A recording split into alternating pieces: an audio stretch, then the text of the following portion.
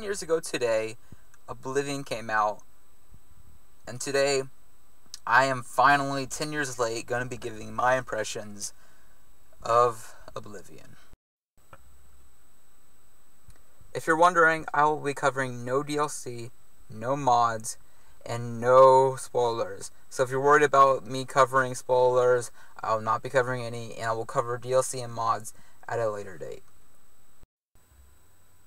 The performance of the game, I really have no idea what to say, because I used to be really annoyed with the way games performed and stuff, but honestly, I can really care less, because it doesn't crash, that's good enough for me. If it doesn't corrupt, that's good enough.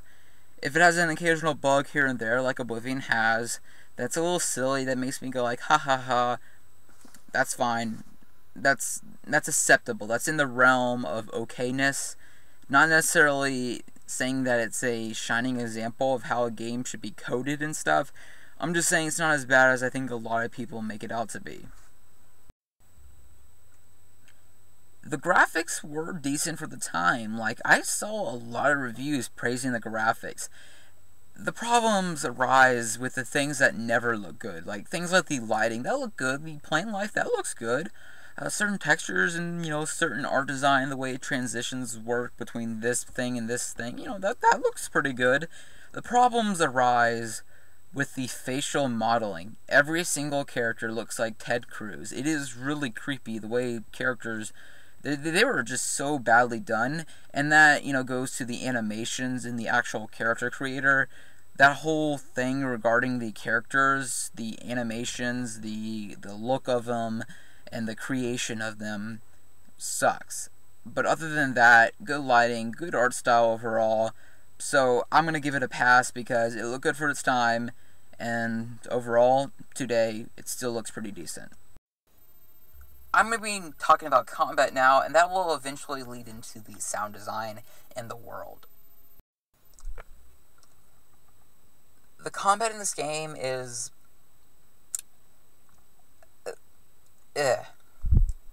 I'm going to mention the pros just real quick. There's a lot of weapons. That's cool. Weapons degrade. I thought that was kind of a cool feature because when weapons degrade, you feel something for your weapon when you hit something. So that's kind of cool. There is kind of an overstock amount of weapons, but still, it's kind of cool. I really did enjoy that they got rid of the dice roll system. Like, I don't even know why it was in Morrowind. Daggerfall had a dice roll system, but pretty much the odds weren't completely against you like they were in Morrowind. That's cool. But those are all the good things. Now let's get into the problems. First of all, the sound design. Everything sounds wimpy. And I don't like when things sound wimpy. It's not cool. So yeah, that's sound design. The level scaling is boring. Look at any role-playing game. Say Fallout New Vegas. You see Cazadors. Like, I bet the first time you saw them, you didn't know that they were like this beast to be reckoned with. So, you grabbed a 10mm pistol, shot him, you ran like hell, and you got killed.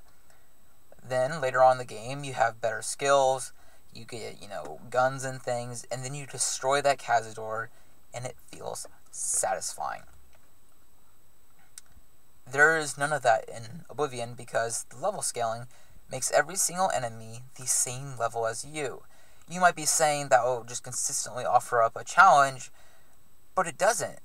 It really doesn't, because it's still the same AI, it's just you can't use your awesome skills or use your weak skills because it's the same level as you. It's annoying. I don't think level scaling worked in Oblivion, and Bethesda knew level scaling didn't work the way they did it in Oblivion, so they got rid of it for good reason. It's something that shouldn't be in the game. Things like bandits getting Daedric armor just because you're high level doesn't make sense in a lore standpoint. It didn't work, it didn't make sense, and it just made combat uninteresting, which kind of sucks. Sorry, but it kind of sucks. The story. This is something that I find kind of interesting, because the story is not necessarily terrible. There's a lot of little hooks here and there.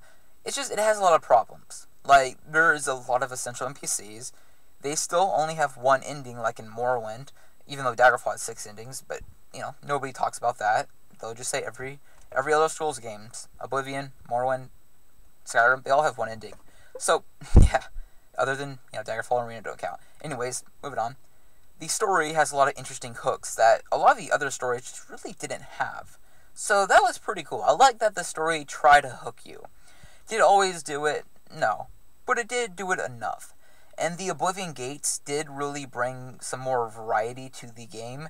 The idea of having this demonic world next to this pretty generic fantasy world just kind of worked. It just kind of, made the tone feel a little more interesting than it would have if it was just this generic hilly area, which I'll get into later. I did, however, feel that the main story should have had more choices. It shouldn't have been as cliche as it was. You're the chosen one.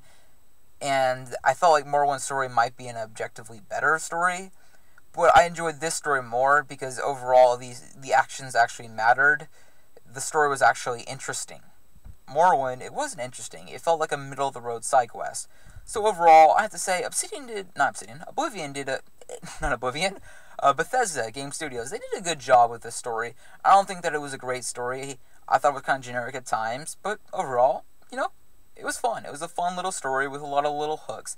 It might tell you that it's very urgent, which it really isn't, because when you think about it, the story isn't urgent at all, even though they tell you it, bringing this little player and character disconnect. Not like Fallout 4 with, oh gosh, that was insane.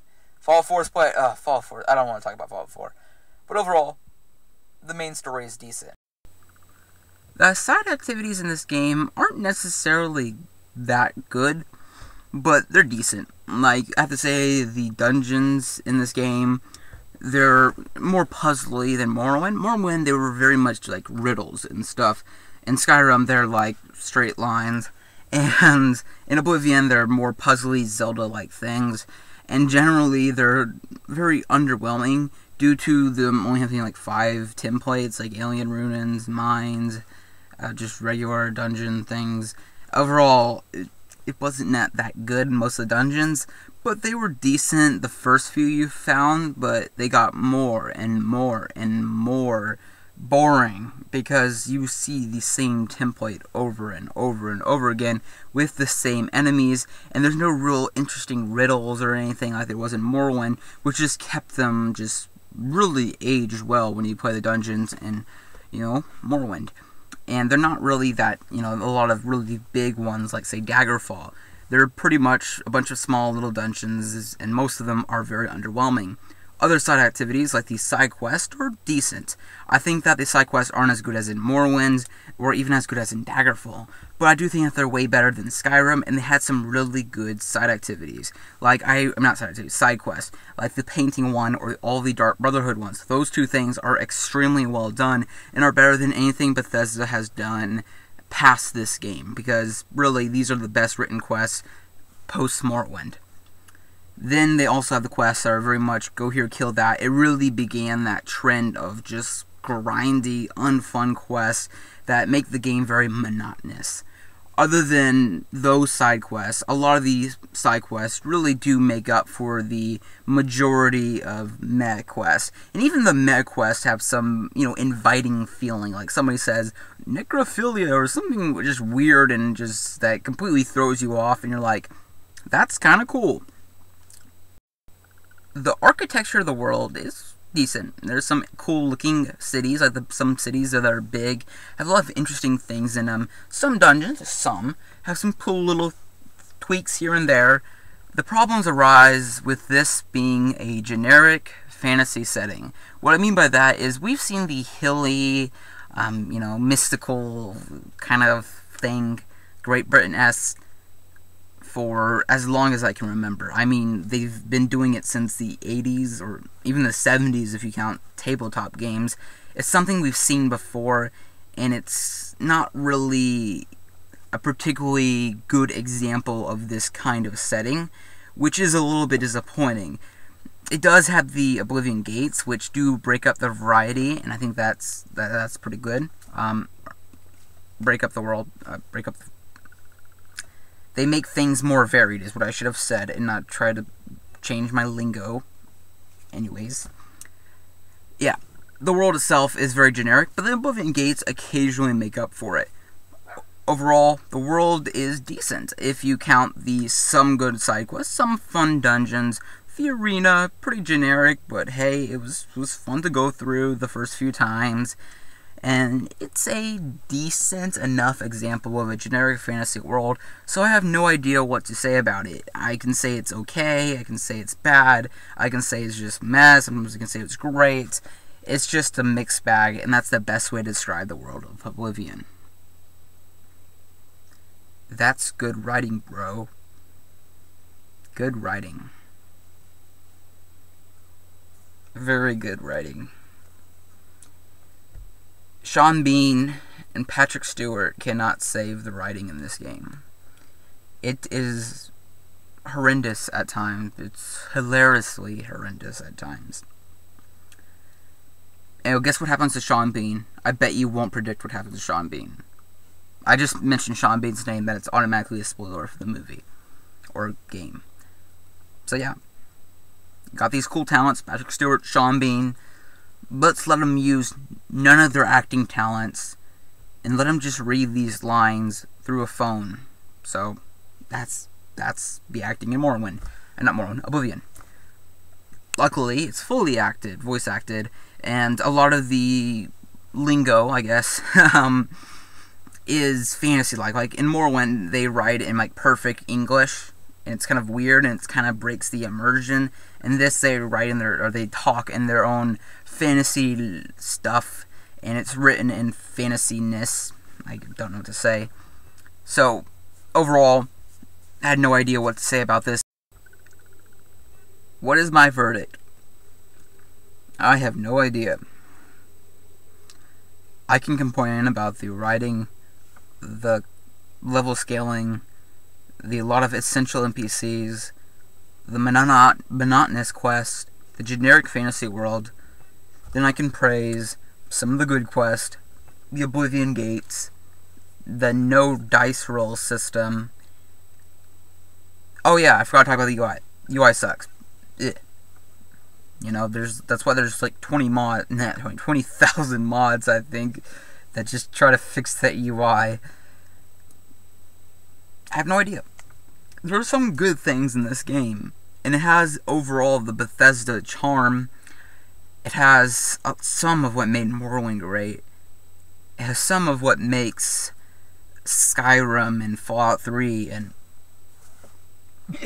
Fallout 4. Gosh, okay. Great, or not, loved, not great. But it really doesn't do either one of those things very well. It just happens to have elements of those things. It can get monotonous. The second time you play it, it's not going to be as good as the first time you play it. There's nothing really to analyze. There's nothing really that blows my mind. There's some things that are insanely fun. There's some things that aren't insanely fun. Overall, I literally have no idea why I made this video. It's Oblivion. Meh here, meh here, meh here. Cool there, great there. Cool there, meh, meh, meh. Okay, yeah, boo. That's my verdict. That's Oblivion. See ya later. This is a terrible video, but I was running out of time. See ya later.